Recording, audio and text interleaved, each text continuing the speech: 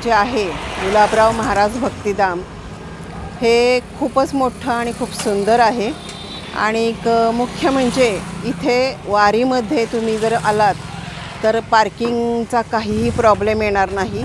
इकडे पार्किंगसाठी गर्दी नसते ह्या रोडला। आणि पंढरपूरपासून हे अगदी जवळ म्हणजे 1 ते 1.5 किलोमीटर अंतरावर आहे साधारणपणे। त्यामुळं वारीमध्ये हे फार सोयीचं आहे। आणि इतर वेळेसुद्धा हे पंढरपूरपासून जवळ असल्यामुळं खूप छान आहे।